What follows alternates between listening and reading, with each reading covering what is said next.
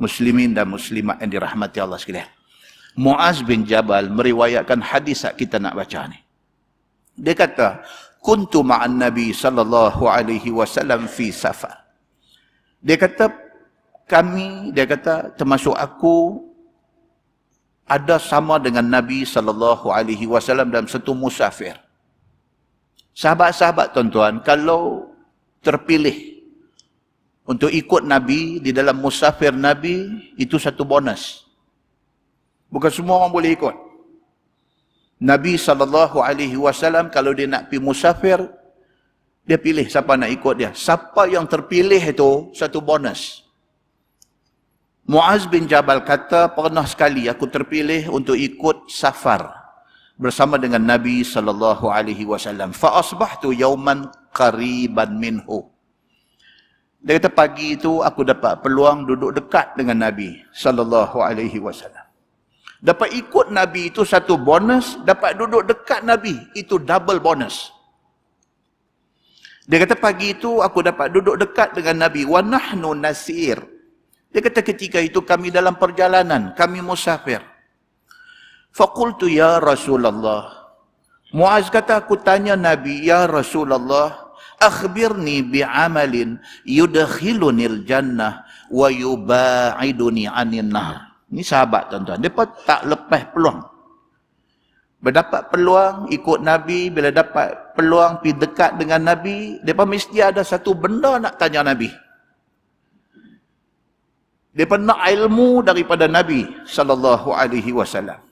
Dia kata satu hari aku dapat peluang musafir dengan Nabi dan pagi itu aku dapat duduk dekat dengan Nabi. Maka aku tanya Nabi SAW, ya Rasulullah, cerita dekat saya apa satu amalan yang kalau sekiranya saya buat, saya boleh masuk syurga dan neraka jauh pada saya. Dia tanya satu simple soalan, satu soalan mudah, tapi soalan ni membawa makna besar. Siapa dapat masuk syurga, ini perkara besar. Siapa yang terlepas daripada masuk neraka, ini benda besar. Bukan semua orang boleh masuk syurga. Bukan semua orang boleh terlepas daripada neraka. So, siapa dapat masuk syurga, siapa terlepas daripada kena masuk neraka, dia dapat satu benda besar.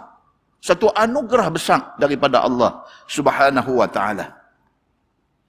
Bila tanya macam tu, Nabi SAW kata dekat dia, Nabi kata, laqad sa'altani an azim.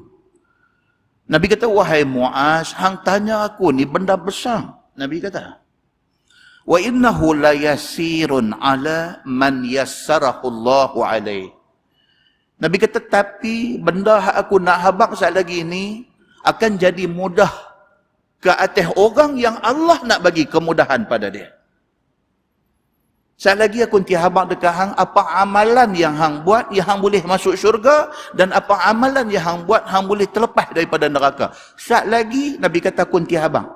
Tapi benda yang aku nak habaq ni, benda ni senang kepada orang yang Allah senangkan. Tapi susah kepada orang yang Allah susahkan. Bukan semua orang boleh buat benda yang aku habaq sekali lagi. Nabi kata, tapi siapa boleh buat, makna Allah pilih dia. Allah bagi dia mudah untuk buat benda tu. Nabi kata satu, ta'budullah wa la tusyriku bihi syai'ah. Nombor satu, Nabi kata, hendaklah kamu jadi abdi Allah. Jangan syirik Allah dengan apa pun. Abdi maksud dia apa tuan-tuan? Abdi maksud dia, apa juga Tuhan dia kata, sami'na wa ata'na. Itu abdi. Nabi kata kalau betul hang nak masuk syurga, kalau betul hang tak mau masuk neraka, jadi abdi Allah. Abdi maksudnya apa?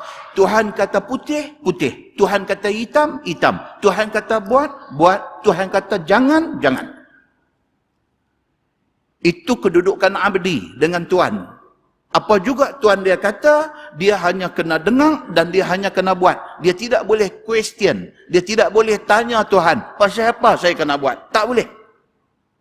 Apatah lagi nak bagi alasan untuk tak mau buat. Tak boleh. 6,000 ayat lebih dalam Quran itu ada ayat suruh, ada ayat larang.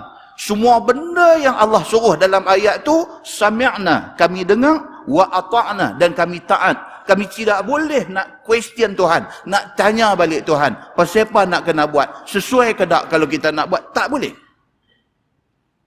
Selagi mana kita ada satu sifat suka duk argue, suka duk tanya balik Tuhan, suka duk kata boleh tak boleh kepada Tuhan, suka duk kata sesuai tak sesuai kepada Tuhan, selagi itu kita bukan abdi Tuhan.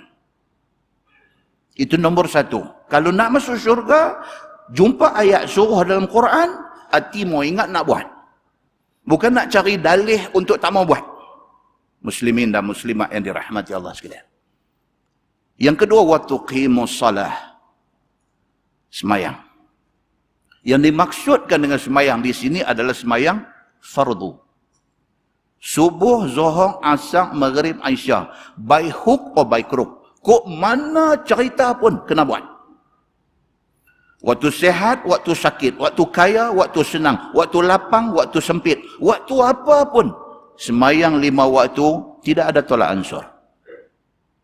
Hang boleh jaga benda ni, syurga ada di sana untuk hang. Yang ketiga, wa tu'ti zakah. Nabi kata zakat kena keluar. Bila cukup haul dan harta kita cukup nisab, tak mau dindong-dindong. Tak mau nak kona kot-kot ni. Tak mau nak kecoh-kecoh dengan Tuhan. Berapa kena, berapa bayar. Wa tasumu Ramadan. Bulan Ramadan mesti puasa. Wa tahujjul bait. Haji mesti kena usaha supaya boleh pergi buat. Kita tuan-tuan, anak-anak kita ni daripada kecil-kecil buka akaun tabung haji. Tunjuk kata kita nak buat benda ni. Jangan tunggu dia besar, jangan tunggu dia kerja, baru nak pergi buka akaun, baru nak daftar haji, tak mah. Kecil-kecil buka dah akaun tabung haji, daftar siap dah. InsyaAllah, bila umur dia 20 lebih, sudah sampai turn untuk pergi haji. Tunggu umur 35 baru nak daftar, kita tak tahu bila nak boleh pergi. Hati mau sentiasa duk ingat, haji ni nak kena pergi settle.